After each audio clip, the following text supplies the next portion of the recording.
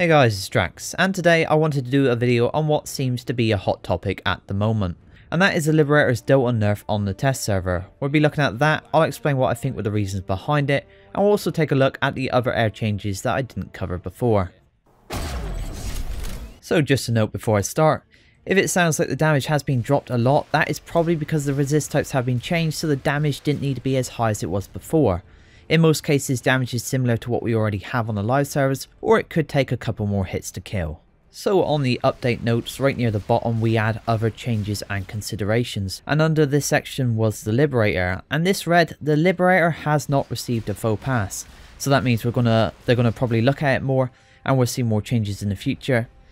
But its belly guns were using one of the resist types targeted for removal. They are being moved to different resist types and the damage is being adjusted accordingly. Time to kill should be similar to live in most cases. They are also receiving blast damage normalization. So in this video we are going to start with the Dalton, and I wanted to say a few things about these changes as it has caused quite a lot of division between players as to whether it was the right or wrong thing to do. So let me start by reading the third point from the original post on the Combined Arms Initiative. And this was under meaningful vehicle infantry interactions. It said here, we want vehicle encounters, vehicle versus vehicle and vehicle versus infantry to last longer and not feel like either side gets destroyed too quickly. This will include changes to weapon damage, potential and effective ranges.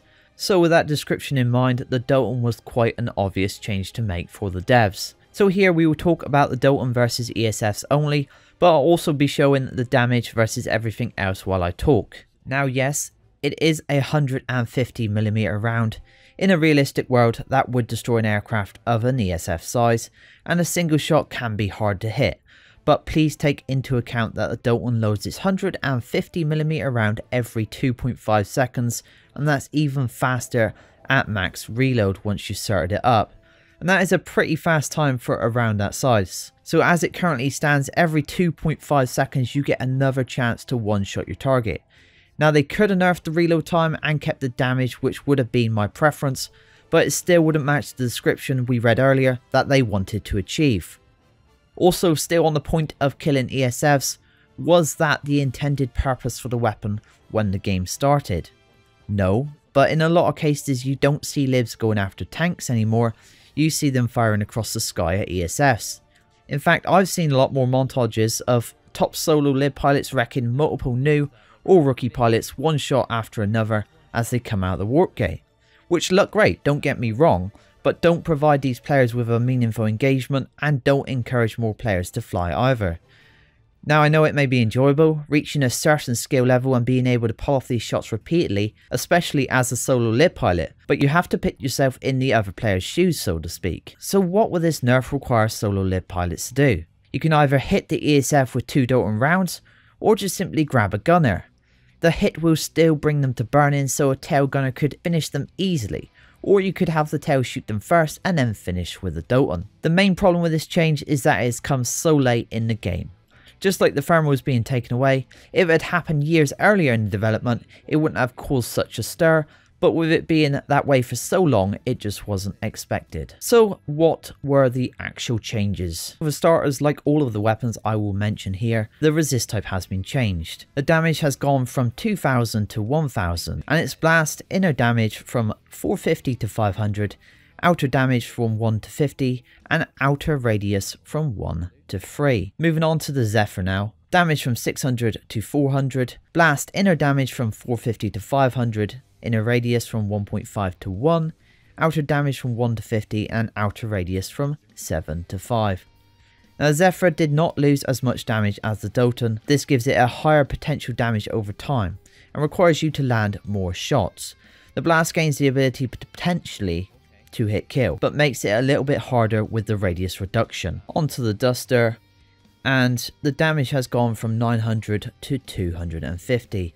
And outer blast damage from 1 to 50. The Duster feels about the same as on live currently. Its outer blast damage has gone up though, so it should be slightly more effective than before against infantry. This weapon is still hardly used and maybe the devs can rework it to make it more useful in more situations. Next we have ESF Valkyrie air to ground changes, and like the Liberator, these have not received a faux pass. just a pass to get them off their old resist types and normalise their splash, so they are likely to be changed more in the near future. But for now, the rocket pods on the Reaver, the damage has gone from 550 to 167. Still under the new resistance, remember, so this is not a massive nerf, it is a slight damage reduction. It has a 1 volley damage of 2004.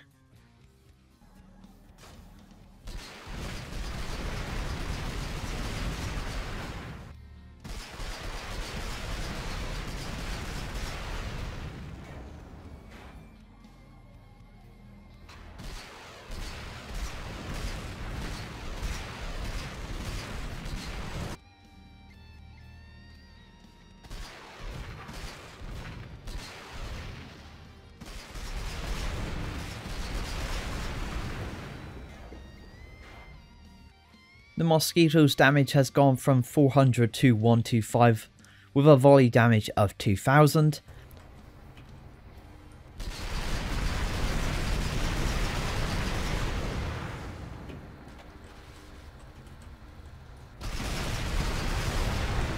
And the Scythe damage has gone from 475 to 143 with a volley damage of 2002. The blast has been changed to identical stats on all 3 of these ESFs, giving them an inner radius from 1.5 to 1 and an outer damage from 1 to 50. So you can see the damage from one volley is about the same on all ESFs, with a difference of just 4 between the weakest and the strongest. You may also have noticed that the main battle tanks cannot be one volleyed from the back. In most cases this leaves them burning and you finish them off with a nose gun. But against the Vanguard, which has an additional health over the other main battle tanks, you will leave it around 30%, so it doesn't quite reach the burning stage.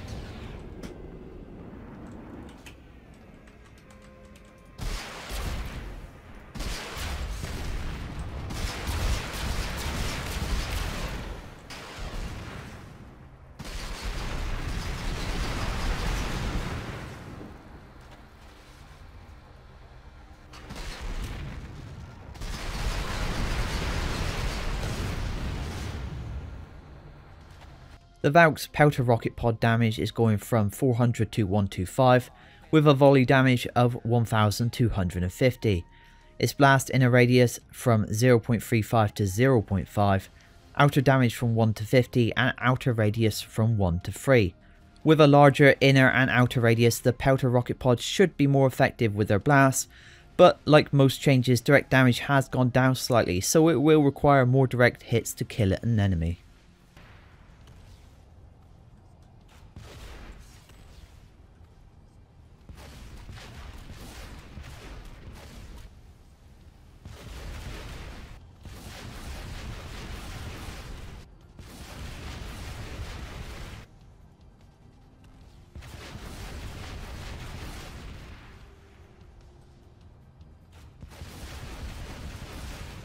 And on to our final change, we have the Vog Missile Launcher.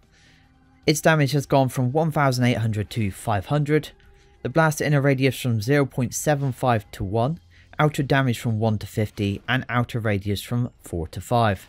This one also got those blast buffs, but mostly feel the same against infantry. Armor takes an additional couple of hits to kill in comparison to before.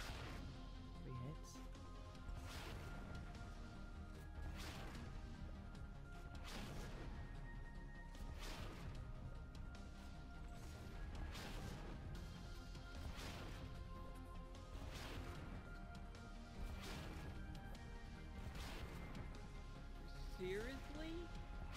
Their nightmare? Yes. They really want people to know. The only other change listed in this section was the Hornet missiles, but I did cover them before, so I won't list them again. You can see them in action in the video now anyway. If you want to see any other changes concerning the Combined Arms Initiative, please check out my other videos. But that's all for this one. Hopefully it's been helpful, informative, and I'm going to add respectful of players both for and against the Dalton Nerf. I've done my best to explain it from both sides. Please try to keep the comments in the form of a debate rather than an argument.